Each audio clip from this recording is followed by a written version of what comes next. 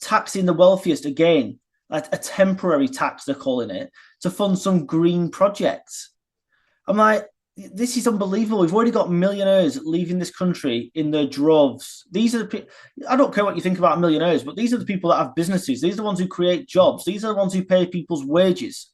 So you kick them all out. That's it, isn't it? The jobs go with them to another country, like Tata Steel have done, taking the business over to India. Completely honestly stupid.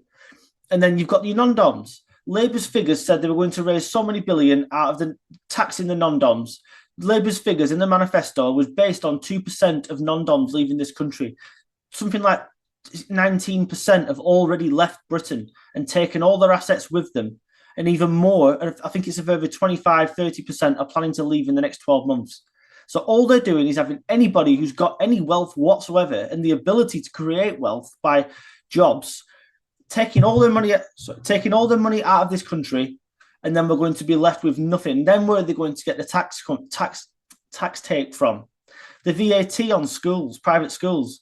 It's been revealed now that all these, because they've had to register for VAT, all these private schools can also claim any tax back that would have been due over the last 10 years for any projects they've done on these schools. So again, the tax take from this VAT is going to be nothing, because all these schools are going to bump up their expenses for anything they've done in the last 10 years. Who can blame them? Anyone do the same?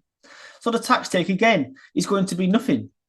This is ideology over country. It's party over country, and it's their own socialist, narrow-minded views of this country over what's best for the economy and best for the people. Yeah, it's politics of envy. How dare you be successful? How dare you? You need punishing. And at the same time, most of Labour's top politicians are all extremely rich and all extremely successful. You know, £1 million houses, many of them are millionaires. And yet they talk about other people who are millionaires who earned that money by building businesses where they got all their money, usually by politics. And they criticize them and want to tax them. And what we don't understand, or what they don't understand, is it's so easy in this world now to move and take all your money with you somewhere else. This was happening in the 1970s with the brain drain. People with money, it was a lot harder in the 70s to move around the world. It's extremely easy now. And it's going to be more money and more people will leave if we keep punishing the wealth creators. Now, the wealth creators need to pay their taxes, and we need to have an eye on the wealth creators, because some of them are sneaky fuckers and some of them will work out how to pay as little as possible. But that's down to a competent HMRC and government to make sure we're taxing them correctly at the right amount and making sure there's no loopholes. That's their job to do that. So it isn't just wealth creators and businesses are good. Of course, they will not pay if they can get away with it. We need to stop that. But we've also then got to stop this government penalising anybody with aspiration who wants to create business.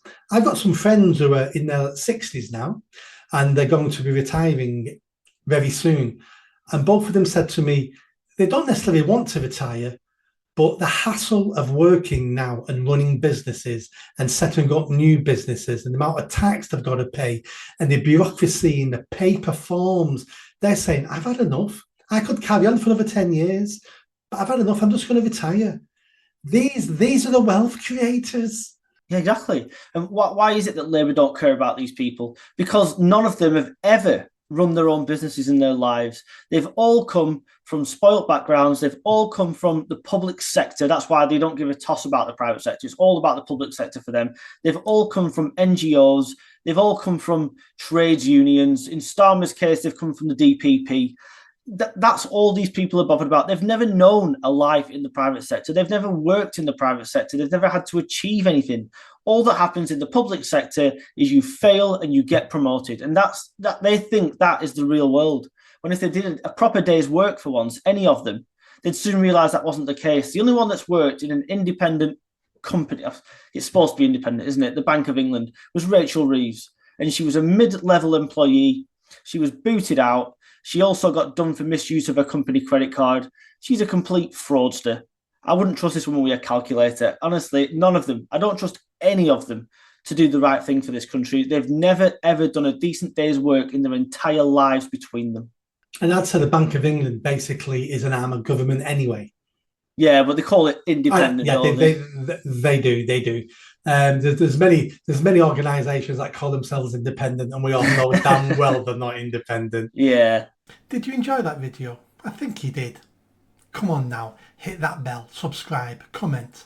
Let's build this channel. I need more followers, I need more subscribers.